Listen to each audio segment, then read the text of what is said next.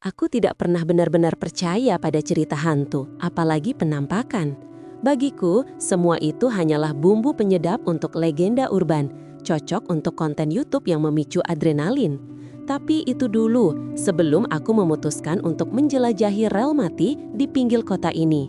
Sebuah jalur kereta api tua yang sudah puluhan tahun tidak terpakai, kini hanya menyisakan besi-besi berkarat yang tertelan semak belukar dan pepohonan rimbun. Orang-orang menyebutnya rel mati Cikadongdong, dan banyak cerita seram yang menyertainya. Awalnya, niatku murni profesional. Sebagai seorang urban explorer dan content creator, tempat-tempat terbengkalai selalu punya daya tarik tersendiri. Rel mati Cikadongdong adalah surga bagi lensa kameraku. Gerbong-gerbong tua yang berkarat, stasiun kecil yang runtuh, dan terowongan gelap yang konon menyimpan banyak kisah tragis.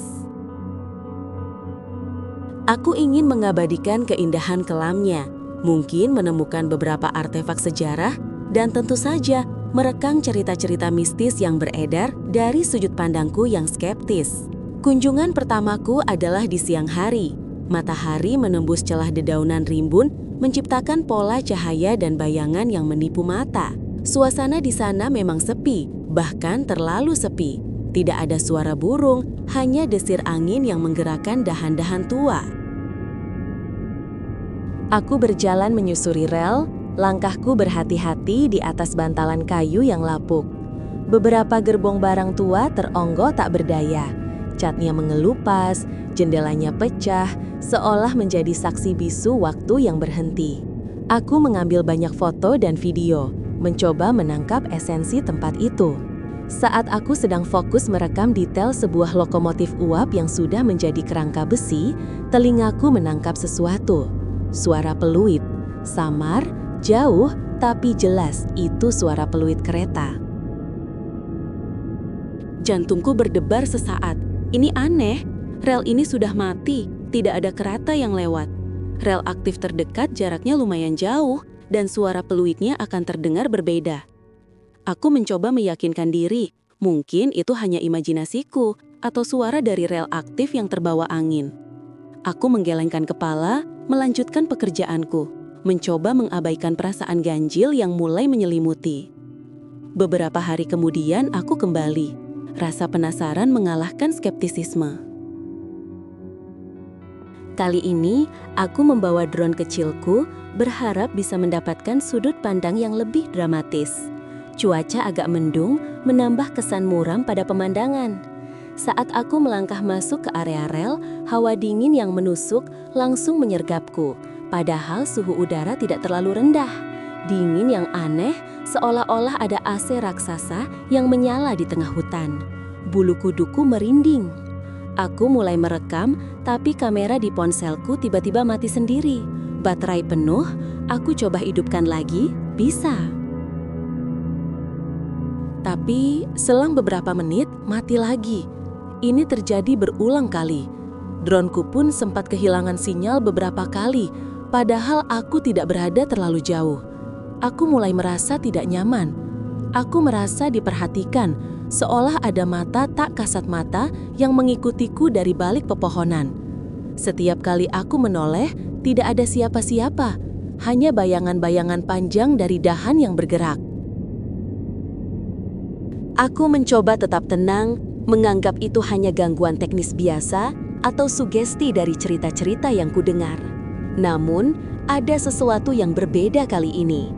Sebuah perasaan mencekam yang tidak bisa kuabaikan. Ketertarikanku pada misteri itu semakin besar. Aku mulai mencari tahu lebih dalam tentang sejarah rel mati Cikadongdong. Ternyata, rel ini ditutup bukan hanya karena efisiensi, tapi juga karena sebuah kecelakaan tragis puluhan tahun lalu. Sebuah kereta penumpang yang penuh sesak tergelincir di tikungan tajam dekat terowongan, menewaskan banyak penumpang dan awak kereta. Konon, banyak jasad yang sulit dievakuasi dan beberapa di antaranya terkubur di sekitar lokasi kecelakaan. Sejak saat itu, sering terdengar cerita penampakan kereta hantu, suara tangisan, dan penampakan sosok-sosok misterius. Aku membaca setiap artikel, setiap forum, setiap kesaksian yang bisa kutemukan. Semakin banyak yang kubaca, semakin besar dorongan untuk membuktikan atau membantah semua itu. Malam itu, aku membuat keputusan gila. Aku akan melakukan eksplorasi malam di rel mati Cikadongdong. Aku ingin menangkap suasana yang lebih intens, mungkin menemukan bukti kuat yang bisa kugunakan untuk kontenku. Aku mempersiapkan peralatan lengkap, kamera DSLR dengan lensa low light, tripod, senter kepala, baterai cadangan yang banyak, dan power bank. Aku juga membawa recorder audio untuk menangkap suara-suara aneh. Aku tahu ini berisiko, tapi adrenalin sudah menguasai. Pukul 11 malam, aku tiba di pintu masuk rel. Gelap gulita. Hanya cahaya bulan sabit tipis yang sesekali menerobos awan menciptakan bayangan-bayangan menakutkan. Suara jangkrik dan serangga malam lainnya terdengar seperti orkestra horor. Aku menyalakan senter kepala dan mulai melangkah. Udara terasa jauh lebih dingin daripada siang hari. Bau tanah basah dan besi berkarat menusuk hidung. Aku berjalan perlahan, merekam setiap langkah. Sesekali, aku berhenti untuk merekam keheningan yang mencekam atau mencoba menangkap suara-suara aneh. Tidak ada yang signifikan pada awalnya, hanya suara ranting patah di kejauhan atau gesekan daun yang membuatku terus menoleh. Perasaanku campur aduk. Takut, penasaran, dan sedikit bangga karena keberanianku. Aku sampai di area bekas stasiun kecil yang runtuh. Bangunannya sudah nyaris rata dengan tanah, hanya menyisakan fondasi dan beberapa dinding yang retak. Aku menyinari sekeliling dengan senterku. Tiba-tiba, dari kegelapan di ujung rel yang membentang lurus ke arah terowongan, aku melihatnya. Sebuah cahaya. Kecil, redup, tapi jelas itu cahaya lampu kereta api. Jantungku serasa berhenti berdetak. Keringat dingin mulai membasahi punggungku. Ini tidak mungkin. Rel ini mati, tidak ada kereta.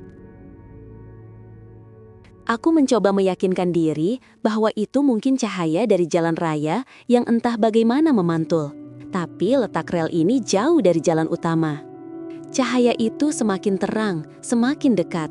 Lalu, aku mulai mendengar suaranya. Deru mesin yang aneh, bukan seperti kereta modern.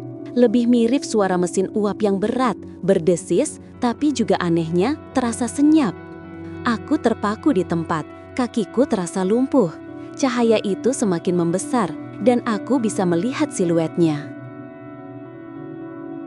Sebuah lokomotif tua dengan gerbong-gerbong di belakangnya. Warnanya gelap seperti berkarat dan usang, diselimuti kabut tipis yang tidak ada sebelumnya. Uap hitam pekat mengepul dari cerobongnya, menyebar di udara malam. Tidak mungkin, bisikku, suaraku bergetar. Aku mengangkat kameraku, mencoba merekam, tapi layarnya hanya menunjukkan noise dan kemudian mati total. Aku coba ponselku, hasilnya sama. Semua peralatan elektroniku seolah lumpuh. Aku hanya bisa mengandalkan mata dan ingatanku. Kereta itu melaju perlahan, tanpa suara gesekan roda yang seharusnya ada. Seolah melayang di atas rel yang berkarat, tanpa menyentuh. Jendela-jendela gerbongnya gelap, seolah kosong atau dipenuhi bayangan. Tapi saat kereta itu semakin dekat, aku bisa melihatnya. Siluet-siluet di dalam gerbong, seperti orang-orang yang diam membeku, duduk tegak di kursi mereka. Wajah-wajah pucat, mata kosong, menatap lurus ke depan, atau mungkin menatapku. Aku bahkan merasa melihat seorang masinis di jendela lokomotif, tapi wajahnya tertutup kegelapan, hanya siluet topi dan lengannya yang memegang tuas. Aroma aneh mulai tercium, bau gosong, bau tanah basah, dan bau amis yang samar. Aku ingin lari, tapi kakiku menolak bergerak. Aku seperti terhipnotis, dipaksa menyaksikan pemandangan mengerikan ini. Kereta itu terus melaju, melewati persis di depanku. Hembusan angin dingin yang luar biasa menerpa wajahku saat gerbong-gerbong itu lewat. Aku bisa merasakan kehadirannya, beratnya, meskipun tidak ada suara. Aku menahan napas, mataku terpaku pada setiap gerbong yang lewat. Beberapa siluet di dalam gerbong seolah bergerak sedikit, menoleh ke arahku, meskipun aku tahu itu hanya ilusi dari bayangan. Rasa takut yang murni, primitif, menyergapku. Ini bukan lagi tentang konten atau skeptisisme. Ini nyata. Gerbong terakhir lewat dan kereta itu terus melaju. Perlahan, cahaya di belakangnya mulai meredup dan siluet kereta itu mulai memudar, seolah larut dalam kabut malam yang semakin tebal.